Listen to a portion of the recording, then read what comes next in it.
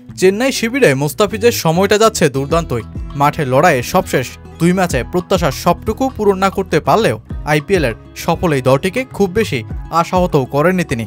বামহাতি কাটার আর স্লোয়ারের অস্ত্রে চেন্নাইয়ের গেম প্ল্যানে মুস্তাফিজ ছিলেন কার্যকরী। 2024 আইপিএলে পেসারদের দুর্দশার এক সিজনে ব্যাটাররা বোলারদের পিটিয়ে তক্তা বানাচ্ছেন ম্যাচের পর ম্যাচ।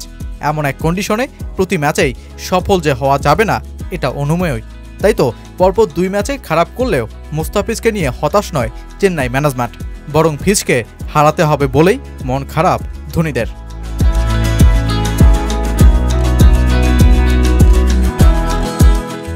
আইপিএলে 2024 আসরের পয়েন্ট টেবিলে লড়াই যে খুব জমে উঠেছে।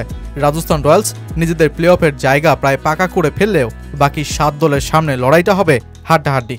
7 ম্যাচে 4টিতে জেতা চেন্নাই পয়েন্ট তালিকা 4-এ থাকলেও সামনের ম্যাচগুলোতে দলটার যে চাই জয়। তাই তো প্রতিটি ম্যাচই চেন্নাইয়ের জন্য এখন খুবই গুরুত্বপূর্ণ।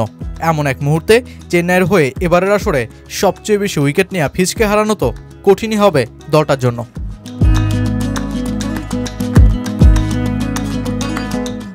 আগামী 3 ম্যাচ চেন্নাইয়ের মাঠেই লড়বে দলটা। মুস্তাফিজের প্রিয় রণাঙ্গনেই চেন্নাই মুখোমুখি হবে লখনৌ, হায়দ্রাবাদ ও পাঞ্জাবের বিপক্ষে। এই 3 ম্যাচ খেলেই ফিজকে ধরতে হবে দেশের বিমান, কারণটা ন্যাশনাল ডিউটি। তাই তো আসরের মাঝপথেই মুস্তাফিজকে হারানো যে সহজ হবে না দলটার, সেটাই এবার প্রকাশ পেল দলটির ব্যাটিং কোচ মাইক হাসির বক্তব্যে। মুস্তাফিজুর রহমানের দুর্দান্ত স্লোয়ার আছে, যেটা বোঝা কঠিন, বিশেষ করে চেন্নাইয়ে। ও বাংলাদেশে ফিরে গেলে আমাদের খারাপ লাগবে, কিন্তু দেশ ওকে ডাকছে। ও যতদিন থাকতে পারে ততদিন ধরে রাখতে চাই। আমরা ওর পারফরমেন্সে সন্তুষ্ট।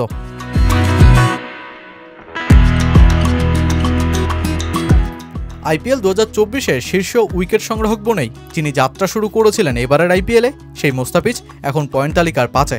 6 ম্যাচে 11 উইকেট তার ঝুলিতে। শীর্ষে থাকা জাসপ্রীত বুমরার উইকেট সংখ্যা 13টি। তাই তো লখনৌয়ের বিপক্ষেই নিজের সিংহাসন ফিরে পেতে চাইবেন এই কাটার মাস্টার, যে ম্যাচে 3 উইকেট তুলতে পারলে ফিজ ছাড়িয়ে যাবেন সবাইকে। উইকেট সংগ্রাহকের এই মধুর লড়াই চেন্নাইকে যেমন দিচ্ছে জয়ের খোঁজ, ঠিক তেমনই বাংলাদেশি সমর্থকদের দিচ্ছে প্রশান্তির হাওয়া।